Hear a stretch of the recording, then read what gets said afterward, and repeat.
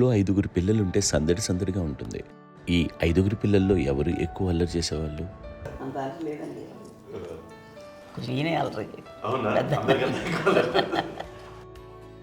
అమ్మ ఇక్కడ ఒకటమ్మా, అల్లరికి హుషారుకి చలాకితనానికి చిలిపితనానికి ఆ తేడా తెలుసుకుని చెప్పమ్మా. అల్లరంటే ఇప్పుడు నా ఇమేజ్ ఏమైపోద్ది, అల్లరంటే అల్లరుడు అని, నేనేమో చాలా రావుడు మంచి బాలుడు అనేలాగా నా ఇమేజ్ ఇది. నేను అలాగే చెప్తుండేవాడిని. నా ఉద్దేశం అదే. నేనేమో అల్లరి నన్ను అంటే చలాకితనం, అమ్మ అల్లరు అనుకునేది. లేదండి, ఎక్కువ హుషారు కానీ చాలా బాగుండేవాడు అబ్బాయి. ఇంట్లో పనులన్నీ మీకు సాయంగా ఉంటుంది. అవునండి, వాడే చేసేవాడు అండి. ఇంట్లో ఎవరు ముట్టుకునేవాడు కాదు. మా నాగబాబు అస్సలు ముట్టుకునేవాడు కాదు. అన్నిటికీ నాకు ఆయన సహాయమే పాపం. నాన్న ఆయన ఉద్యోగం వెళ్ళిపోయారు. నేను పాక్కుంటూ అలాగా వెళుతూ వెళ్ళిపోయాను, నాకు తెలియదు. తర్వాత అమ్మ చెప్తుంటే లేదుగా మాత్రం కొన్ని కమ్మర కోళ్ళు ఉంది ఒక అది పెట్టి అది వెళ్ళి కూర్చోతా ఏడుస్తున్నాను రోడ్డు మీద. అయ్యేసరికి వాళ్ళు 3 years.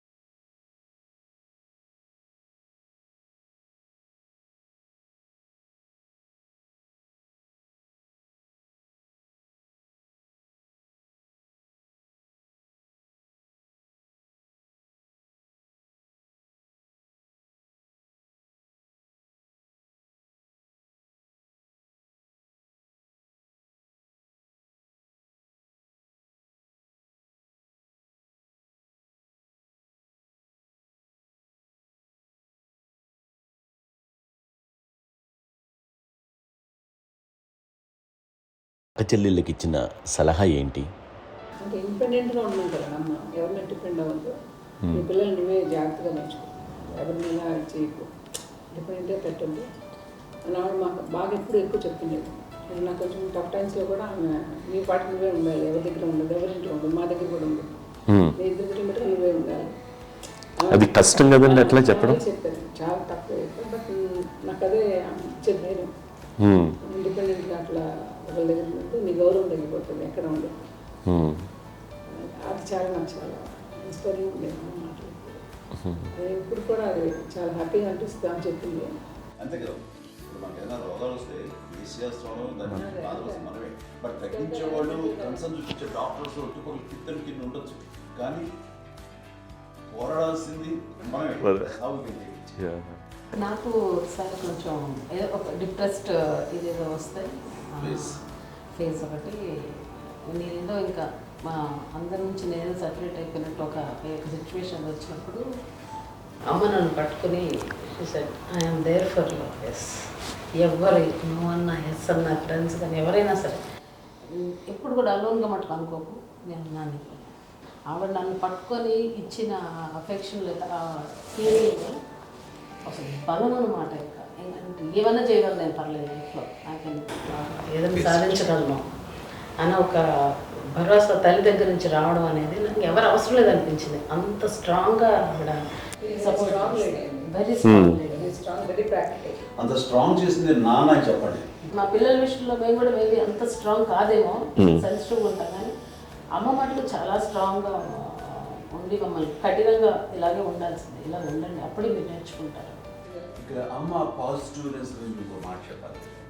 అంటే తన బిడ్డలకే కాదు, ఈ రోజున మా రెండో పాప శ్రీజ కూడా తనకి లైఫ్ చిన్న చిన్న డిస్టర్బెన్స్ వచ్చింది. ఆ టైంలో కూడా తను ఏముందంటే అప్పుడు నాన్నమ్మ దగ్గరికి వెళ్ళాను, తను ఇచ్చిన భరోసా, తను ఇచ్చిన మాట వెళ్ళలేని ధైర్యం వచ్చింది నాతో. నాన్నమ్మ దగ్గర ఎప్పుడు కూర్చోస్తాడు అప్పుడే పాజిటివ్ ఫీలింగ్ వస్తుందని నాతో షేర్ చేసుకుంటాను. తను నాతో చెప్తుంటే అనిపిస్తుంది కరెక్ట్, అమ్మ ఏం పర్లేదమ్మా, లైఫ్ అంటే ఒకరితోనే అయిపోదు, ఆ ఒక్కరి వల్ల వాళ్ళ ఇన్ఫ్లుయెన్స్ తోటో వాళ్ళు మన మీద నియంత్రించడం కానీ మన బాధల్ని వాళ్ళు చేయడం అవుతాం.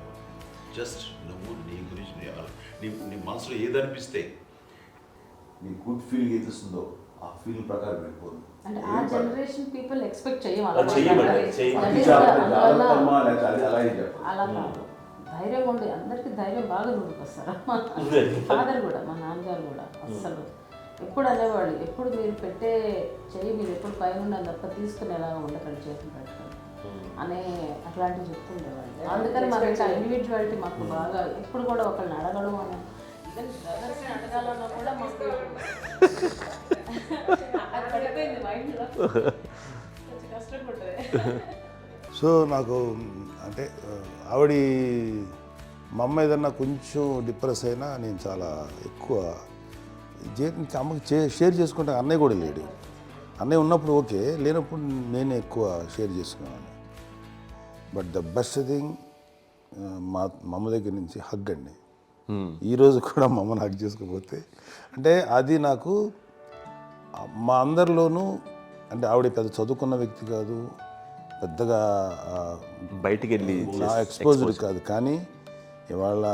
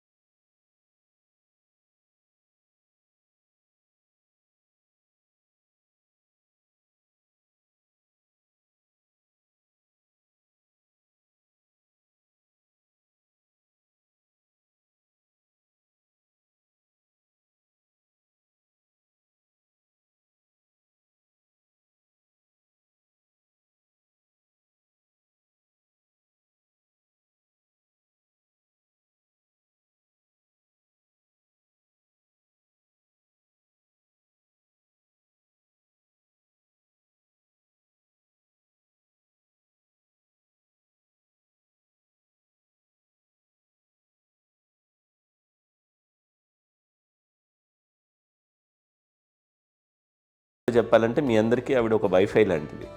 Yes, you can say that. Yes yes. ఇంకొక అడ్వైజ్ కట్టండి, అమ్మ విషయంలో నేను గొప్పగా ఫీల్ అయ్యేది, కానీ చాలామంది పెద్దలు రిటైర్ అయిపోయి విశ్రాంతి తీసుకుంటున్నటువంటి పెద్దలందరూ కూడా ఆచరించే విధంగా ఒక విషయాన్ని నేను గమనించాను. ఇప్పుడంటే నా దగ్గర ఉంటుంది కాబట్టి ఉన్నాను. అమ్మ విడిగా ఇంకొక ఇంట్లో ఉండేది 9 సంవత్సరాలు, నాన్నగారు పూర్వం దగ్గర నుంచి ఉండేది. 5 సంవత్సరాలు ఒంటరిగా ఉండి నన్ను బిడ్డలందరూ ఎవరు మానవుడు వెళ్ళిపోయారు, నేను ఒంటరి అయిపోయాను అన్న ఫీలింగ్ అమ్మకు ఎప్పుడు ఉండేది కాదు. తర్వాత బిడ్డలు ఆయా వాళ్ళ టైం బట్టి వచ్చి చూసుకుంటూ సరిపోతుంది. అది వారమా, నెలక, 2 నెలక, అసలు ఒకసారి రాలేని పరిస్థితిలో ఉంటుంది 5-6 నెలల పాటు. ఇదే ఊళ్ళో ఉండి పక్క విధుల్లో ఉండి ఎవరి పనులు వాళ్ళు బిజీగా ఉండి, ఎవరి షూటింగ్ వాళ్ళు బిజీగా ఉండి, ఎవరి ప్రొఫెషన్లో వాళ్ళు బిజీగా ఉండి, ఎవరి ప్రొఫెషన్లో వాళ్ళు బిజీగా ఉండి, తన సంసారం తను బిజీగా ఉంటాను అనుకోసరి అమ్మ ఏమీ ఫీల్ అయ్యేది కదా, ఏంటమ్మా రావట్లేదు, అసలు పట్టించుకోవట్లేదు ఏంటి అంటే అంతేలేమ్మా అని ఇలాంటి నిరసన మాటలు కానీ, ఈసరింపు మాటలు కానీ, లేకపోతే న్యూనతాభావం కానీ ఇలాంటివి ఎప్పుడు అమ్మకు లేవండి. వచ్చారు అబ్బాయి ఏం చేసి పెట్టడా చెప్పండి అంటూ చాలా పాజిటివ్ ఉండి ఇప్పటికీ కూడా తను సెపరేట్ కిచెన్ మా ఇంట్లో మిగతా అందరూ వేరే కిచెన్. ఎందుకంటే అమ్మకి మోస్ట్ స్ట్రెస్ బస్టర్ వచ్చేసినా లేకపోతే రిలీఫ్ ఏంటంటే తన కిచెన్లో కూర్చొని వండుకు వండి అందరికి పెట్టాం.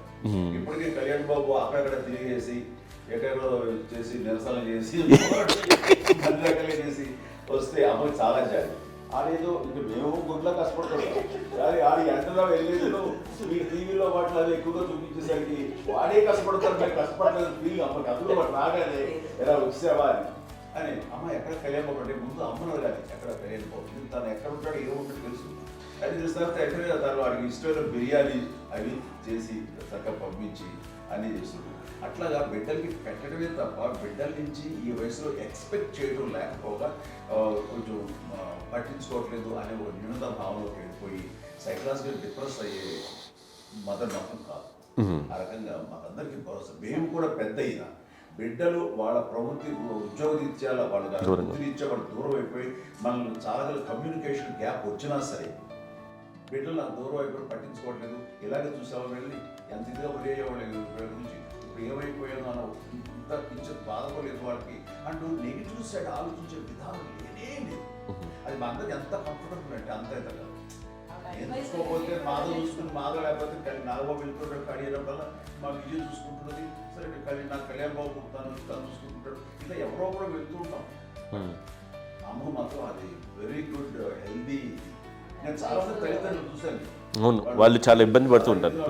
పట్టించుకోవట్లేదు మేము అర్థం చేసుకోగలము కానీ వాళ్ళు వస్తే బాగుంటుంది కదా అనేది ఉంటుంది. ఫీల్ అవుతారు. అవును, అలాంటి ఫీలింగ్ ఏం లేదు.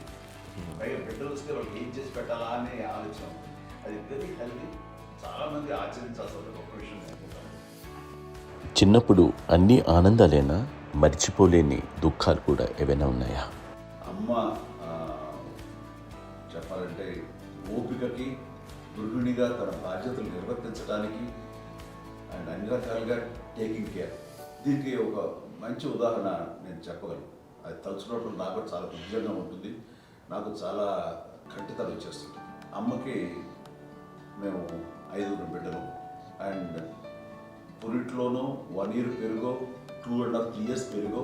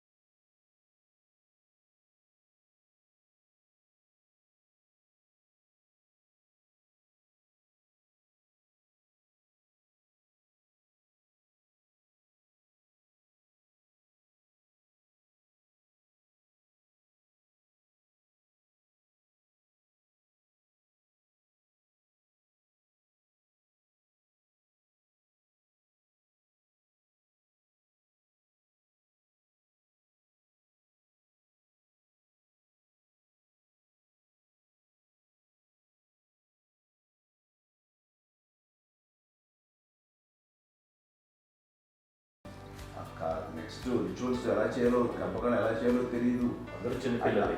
తను చిన్నది, మిగతాలందరూ పసివాళ్ళే.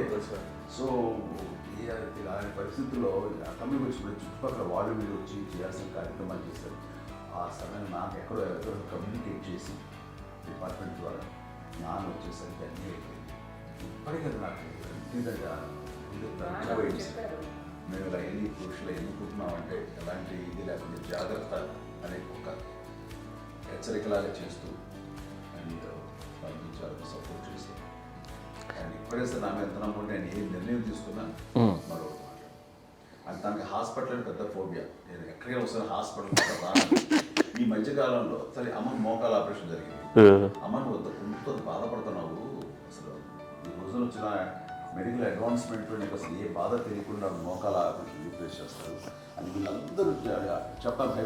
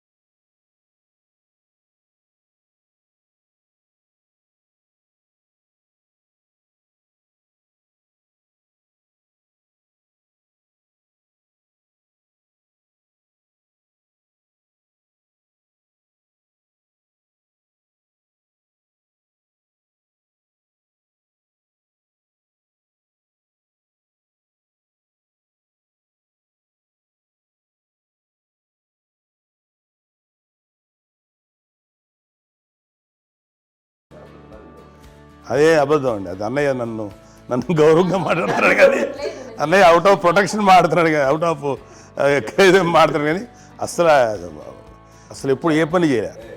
లేదు నిజం ప్రామిస్ అండి, ఏ పని చేసేవాడు కాదు. మా ఇద్దరికి మధ్యలో పాపం అన్నయ్య చాలా పని చేసేవాడు. ఎంత పని చేసేవాడు, నేను వచ్చిన తర్వాత మళ్ళీ నాకు ఏదైనా చిన్న పని చెప్తే అది కూడా నువ్వే చేయనివ్వండి. ఆ కోపం వచ్చేది, కోపం వచ్చి ఒకడు కొట్టేవాడు, కొడితే కోపం వచ్చేది తప్ప నేను వెళ్ళేవాడిని కాదు. అమ్మకి ఎప్పుడు ఏంటంటే ఒక ఇదే పని చేయడని, అంతే. నిజంగా ఏ పని చేసేవాడిని కాదు. అవునా? లేదు లేదు లేదు మహాప్రేమ.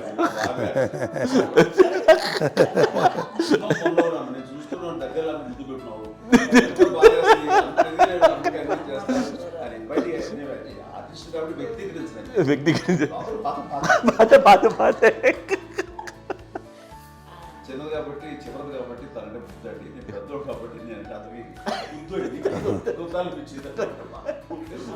ఎక్కువ కష్టపడింది కానీ మా నాన్నగారి చేతిలో ఎక్కువ అంటే నాన్న బాగా కోపం ఎక్కువ అనుమానించింది కానీ అన్నయ్య పాపం బాగా దొరికేసేవాడు పాపం.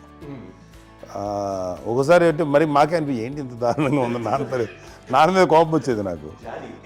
నాన్న మీద కోపం వచ్చేది, ఆయన చేసి బాధ అనిపించేది. అమ్మాయి ఏమనేది కాదు. సరే అయినా సరే ఎప్పుడు కూడా పోనీ అంది చేసినా మళ్ళీ తను హైపర్ యాక్టివ్ అన్నయ్య ఫుల్. ఇప్పటికీ ఉన్నాడు, ఇప్పుడు ఈ రోజు కూడా అదే అన్నయ్య సేమ్ హైపర్ యాక్టివ్. యూజువల్గా పెద్ద కొడుకు కొంచెం అంటే సూపర్గా ఒక నిదానంగా ఉంటాడు అంటారు, బట్ అన్నయ్య దాని జస్ట్ ఆపోజిట్. యూజువల్గా ఆఖరి పిల్లలు హైపర్ యాక్టివ్ ఉంటారు, అన్నయ్య పుట్టడమే భయంకరమైన హైపర్ యాక్టివ్. ఒకప్పుడు అమ్మాయిల్ని ఎక్కువగా బయటికి పంపించేవాళ్ళు, అబ్బాయిల మీద కూడా అనేక ఆంక్షలు ఉంటూ ఉండేవి. మీ పిల్లల్ని అలా ఆంక్షల మధ్య పెంచారా, లేకపోతే పూర్తి స్వేచ్ఛనిచ్చారా? అంటే మాకు మా నాన్నగారు కానీ మా అమ్మగారు కానీ అండి మాకన్నా చాలా బ్రాడ్ మైండ్ ఉన్న వ్యక్తులండి. ఎందుకంటే పిల్లలు ఎక్కడన్నా బయటకు వెళ్తే ఇప్పుడు మేమైతే భయపడిపోతాం. మా విజయ్ కానీ మా చిన్న చెల్లి అన్నయ్య నేను అందరం కూడా ఇవాళ ఉన్న పరిస్థితిలో వాళ్ళు ఎప్పుడు భయపడేవాళ్ళు కాదండి. ఎక్కడికి వెళ్తాను వెళ్ళనిచ్చేవాళ్ళు, లేట్ అయినా అసలు ఏమనేవాళ్ళు కాదు. లేకపోతే ఏదైనా మోటార్ బైక్లు వేసుకున్నాం, లేకపోతే కారులో ఎట్లా పడితే ఎట్లయినా సరే ఏమనేవాళ్ళు కాదు. వాళ్ళు తెలియకుండానే మాకు ఒక ఫ్రీడమ్ ఇచ్చారండి. సో దట్ అదే ఆ ఫ్రీడంలో భాగమే అన్నయ్య కానీ ఇండస్ట్రీకి వెళ్ళాలంటే కూడా ఒక వ్యక్తి ఒక కొడుకు ఒక గొప్ప కెరీర్ని పర్సూ చేసుకుంటూ వెళ్తున్నప్పుడు నాన్నగాని అమ్మగానే ఓపెన్ మైండ్ తోటి అసలు నువ్వు వెళ్ళినా ఎంతకాలం వెళ్తావు నువ్వు ప్రయత్నించని చెప్పి అలా వదిలేశారండి. అన్నయ్య కూడా ఏంటంటే మోస్ట్ రెస్పాన్సిబుల్గా వెళ్ళి చాలా మేజర్ అమౌంట్ అన్నయ్యకి కూడా పెద్ద అమ్మకు వందలు ఇచ్చేది కాదు. కరెక్ట్గా ఆ ఇన్స్టిట్యూట్లో చదువుకునేటప్పుడు ఎంత ఇవ్వాలో కరెక్ట్గా ఇచ్చేది.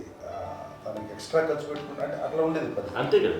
అంత జాగ్రత్తగా అన్నయ్య కూడా అంత రెస్పాన్సిబిలిటీగా రెసిప్రోకేట్ అయ్యి చేసి అందువల్ల మా అమ్మ నమ్మకం మా అమ్మగారి మా నాన్నగారి నమ్మకాన్ని అన్నయ్య ఎప్పుడు అది పాడు ఇంత నమ్మకానికి 10 times ఇచ్చాడు. ఏ వయసెస్ వైపు కానీ ఏ అలవాట్ల వైపు కానీ ఎందులో ఇండల్జ్ అవ్వకుండా నాకు నేనుగా నియంత్రించుకుంటూ సరైన మార్గంలో వెళ్ళేలాగా నాకు వెళ్ళడానికి లోపల ఆ స్ట్రాంగ్ థాట్ అడగగానే వాళ్ళు రెసిస్ట్ చేస్తే ఇచ్చానని ఆపేశారు అని ఏదో చిన్న రిలక్టెంట్ ఫీలింగ్ ఉంటుంది. వాళ్ళ మీద చిన్న కోపం నిరసన ఉండేది. వాళ్ళు అలా లేకపోవడానికి వాళ్ళు వెంటనే అడిగిన వెంటనే జాగ్రత్త అనే నిర్ణయం నీది కానీ జాగ్రత్త అని హెచ్చరిక చేయడంతో నాకు మరింత బాధ్యత తిరిగి గుర్తు తిరిగి నేను నడుచుకుంటూ వెళ్ళాను. కాబట్టి అది నాకు ప్లస్ అయింది వాళ్ళ దగ్గర. అంటే మదర్ అంటే తల్లి అనే కాదు, మదర్ ఫిగర్ ఫీలింగ్ ఎవరిచ్చినా సరే అది నానైనా తల్లితో సమానం అనుకుంటాను. నాకు చెప్పినట్లుగా అట్లాగా అలిసిపోయి వచ్చిన నాకు కాళ్ళు నొక్కుతుంటే నాకు భయం వేసేసేది. ఆ తర్వాత పడుకో గలవాయించేవాడు, అది కూడా కోపం. అంటే ఉదాహరణ అంటే మళ్ళీ అదే నాకు తిడతారు, ఎందుకు కాదు పడుకుని ఎక్కడ నిద్ర వస్తాయండి నాన్న అంటే. సో ఆ రకంగా నాన్న తన ప్రేమను చూపిస్తుంటాను. ఆ తర్వాత గోండా టైప్లో కూడాను నేను ట్రైన్ కింద వెళ్తుంటే నాన్న అక్కడే ఉన్నారు, రాజమండ్రి దగ్గర ప్రాంతంలో. ఆయన చాలా కోపం చేస్తుంది, ఇలాంటి చేస్తుంటావు నువ్వు, ఏదైనా అయితే ఏంటి అది చెప్పి ఏం పర్లేదన్నా ఏమవుతుందో అన్ని రకాల సేఫ్టీ అన్ని రకాల జాగ్రత్తలు చూసుకున్నాం. ఈ రోజు ఉన్నది సేఫ్టీ అప్పుడు లేదు. అయినా సరే రేపు పొద్దున నీ కొడుకులు ఇలాంటి పరిస్థితులు నీకు తెలిసి వస్తారు అప్పుడు అనేవాడు. ఎన్నిసార్లు ఆ మాట అనేవాళ్ళు. నాకు నిజంగానే మగధీర టైంలో గుర్ర పెట్టుకుని ఆ రోడ్డు మీద పడిపోయేది అని అన్నప్పుడు నాకు ఆ ఫస్ట్ టైం ఆ ఫీలింగ్ కలిగింది. అలాగే పీటర్ హెయిన్స్ అనేవాడు ఫస్ట్ మగధీరలో జంప్ చేస్తారు, మోటార్ బైక్ జంప్ చేసినప్పుడు ట్రైల్లో పీటర్ హెయిన్స్ అంత హైట్ నుంచి 20 feet 25 feet హైట్ నుంచి పడిపోయి మొత్తాన్ని బోన్స్ని ఇరగొట్టుకుని వాడు 7 నెలల పాటు వాడు ఇరప్పుడు హాస్పిటలైజ్డ్. అది వీడైతే ఏమో తలుచుకుని భయం వేసేసేది. అప్పుడు నాన్న గుర్తుకు వచ్చేవాడు, ఓహో వాళ్ళ టెన్షన్ ఇంతే లేదు, మనకి మన కొడుకు వస్తే తెలియదు ఈ మాట నాన్న ఎప్పుడు అన్నారని అనిపిస్తుంది. Sweet memories my. అత్త కోడళ్ళ మధ్య అనుబంధం ఎలా ఉంటుంది? సురేఖ్ గారితో మీకున్న అనుబంధం గురించి చెప్తారా? మాకండి కోడలు కాదండి, నా కూతురండి. అంత బాగుంది.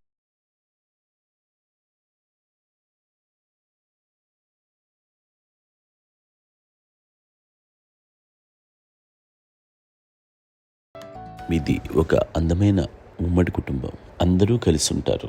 ఇంత ఆనందంగా ఉండడానికి కారణం ఏంటి? దీనికి పునాది ఎవరే వేశారు? మా నాన్నగారి క్వాలిటీ నేను ఎగ్జాంపుల్ చెప్పగలను. అమ్మ వాళ్ళ ఇంట్లో పెద్దది, వాళ్ళ నాన్నగారు అంటే మా తాతయ్య గారు ప్రొహిబిషన్ డిపార్ట్మెంట్లో సిఐ గారు ఎస్ఐ గారు.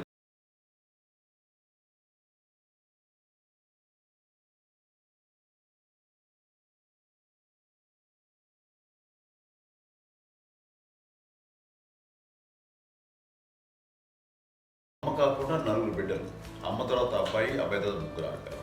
వాళ్ళు ఏంటంటే రాకరావడి నాగోప కంటే కూడా చిన్నవాడు. అది ఆ వయసు అంత చిన్నవాడు. అమ్మ మా పిన్నమ్మలు మాకంటే చిన్నవాడు. అలాంటి పిన్నమ్మల్ని ఆయన వీళ్ళ నాగ చనిపోయిన తర్వాత తన ఫ్యామిలీ అంతగా నాన్న పెంచారు. నాన్న కూడా అరాకురా శాలరీ మీద బతికేదే తప్ప కూడా కాదు. సో తనకు మిగిలిన దాంట్లో మళ్ళీ ఆ ఫ్యామిలీని చూసుకోవడం, మా అమ్మమ్మను చూసుకోవటం, వాళ్ళ మంచి చెడు చూసుకోవటం, వాళ్ళకు ఇల్లు మాత్రం ఉంది మొగల్తూరులో. ఆ ఇంట్లో వాళ్ళు అద్దెకు వస్తే ఆ కొంచెం డబ్బు నానిచ్చే డబ్బు, అక్కడ పొలం కొనిచ్చారు, ఆ పొలం మీద ఇచ్చే డబ్బుతోటి అంతా బాగా చూసుకోవాలి తన ఫ్యామిలీ లాగా. అందరూ మ్యారేజ్ కాబట్టి నాన్న ఫస్ట్ సూత్రధారి, అమ్మ కూడా ఫ్యామిలీ బాండింగ్ టుగెదర్నెస్ అనేది స్ట్రాంగ్గా ఉండటానికి నాన్న ఏర్పాటు చేసినటువంటి బీజం. అది అమ్మ కంటిన్యూ చేస్తుంది. మేము ఇవన్నీ చూసి మేము నేర్చుకుని మేము టుగెదర్ అంటున్నాం. అందునే we are very rich in terms of emotional bonding. ఇప్పటికే ఎవరికి ఏ కష్టం వచ్చినా, ఎవరికి ఏది ఇబ్బంది వచ్చినా సరే మొత్తం అందరం గుమిగూడిపోతాం. ఏ లెవెల్గా వెళ్ళిపోయి మోర్ సపోర్ట్ చేస్తాం. అంటే వీ డోంట్ ఎక్స్పెక్ట్ ఇంకా అంతమంది ఏముంటుంది. ఎస్, ఒకరినొకరు భరోసా. అది మా ఫ్యామిలీ మేము వెరీ స్ట్రాంగ్ అని చెప్పాలి. పెద్దవాడు కాబట్టి అవకాశం నాకు వచ్చింది కాబట్టి అమ్మ, ఇది ఎప్పుడు ఎవరు కొన్ని విషయాలు నాగబాబు సపోర్ట్గా ఉంటాడు. నాగబాబు ఉండి వాడు ఉంటే భరోసా. అలాగే ఆడపిల్లలు. మీ అందరిలోనూ అమ్మని ఎవరు ఎక్కువ జాగ్రత్తగా చూసుకుంటారు? ఎందుకంటే ఎగ్జాక్ట్లీ మేము కూడా గమనించలేని సున్నితమైనటువంటి ఇష్యూస్ లైక్ హెల్త్ విషయం కానీ, అమ్మ మూడు కానీ, అన్నయ్య ఎంత క్యాజువల్ ఎంత బిజీ ఉన్నా ఒక అమ్మాయి ఉంటుంది. అలాగే చాలా చిన్న చిన్న విషయాలు కూడా చాలా మెడికల్ ఇంట్రెస్ట్. అందుకని మాకు అన్నయ్య ఉన్నాడు, అన్నయ్య దగ్గర ఉన్న అమ్మ అంటే ఇంకా ఎక్కువ రిలాక్స్ అయ్యాను. అన్న దగ్గరికి వచ్చాక మేము అందరం చాలా కంఫర్ట్ అయిపోయాం. ఎప్పుడు ఎవరు కొన్ని విషయాలు నాగబాబు సపోర్ట్గా ఉంటాడు. నాగబాబు ఉండి వాడు ఉంటే భరోసా. అలాగే ఆడపిల్లలు ఇట్లా ఒకరినొకరు అండి కాంప్లిమెంటింగ్ టు ఈచ్ అదర్ అండి. అవి ఒక్కరు కాదండి, అది వాళ్ళు ఆమె చూపించే ప్రేమగా నేను చెప్పగలను. కానీ బట్ దీని అందరూ సూత్రధారి నాన్న తర్వాత అది అమ్మ మెయింటైన్ చేస్తుంది. ఇప్పుడు అమ్మ నా ఇంట్లో ఉంది అంటే మనవాళ్ళు వస్తారు, మనవాళ్ళు వస్తారు, ఆడబిడ్డలు వస్తారు, వీళ్ళ బిడ్డలు వస్తారు, ఇల్లు ఎప్పుడు కలకలాడతారు అమ్మ. అది మేమందరం ఆచరిస్తుంటాం పండగలకి, పబ్బాలకి. అది నిన్న మొన్న నాగబాబు వచ్చి చాలాసేపు కూర్చున్నాడు. నేను ఇంట్లో లేకపోయినా వచ్చి నాగబాబు కూర్చొని టైం స్పెండ్ చేసి వెళ్ళిపోతుంటాడు. అలాగే చెల్లెలు ఇద్దరు ఆల్మోస్ట్